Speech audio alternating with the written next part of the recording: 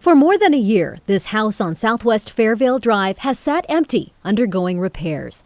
These sections of tree trunk, a reminder of why. During the snowstorm of 2024, a Douglas fir crashed onto the home where Joel and Sarah Bond and their 2 kids were living. In a written account of the incident, Sarah recalled, "I saw wood and debris on the ground, a collapsing roof. I scream my daughter's name. Silence. Then I hear my husband say, 'I got her.'" They'll still have to live knowing that they were 2 feet away from having a dead 6-year-old. Joe Piucci is the Bonds lawyer. He says less than 2 years before the tree fell, and shortly after the Bonds bought the house, they applied for a permit to remove what they thought was a diseased tree. You can see how it's leaning toward the house. But Portland's Bureau of Urban Forestry denied the application. The Bonds are now suing the city for $4.7 million.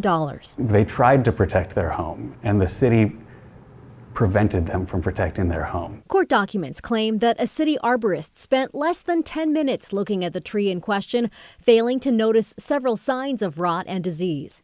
It also cites the city's permit denial, which concluded that, quote, "no serious structural defects were observed," and that removing the tree will significantly affect the neighborhood character. They're not concerned about people's safety, they're concerned about keeping the tree canopy. The permit denial noted the Bonds could appeal the decision for a $200 fee. They chose not to. They thought, why would I pay $200 to the city for it to tell me that I'm wrong again? They're not arborists. The Urban Forestry Department is full of arborists. KGW reached out to the city of Portland. A spokesperson said they cannot comment on pending litigation.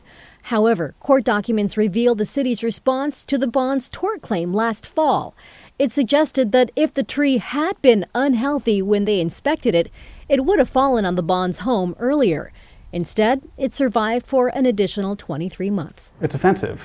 And it's offensive to Sarah and Joel. I mean, their family has been through hell over the last 14 months.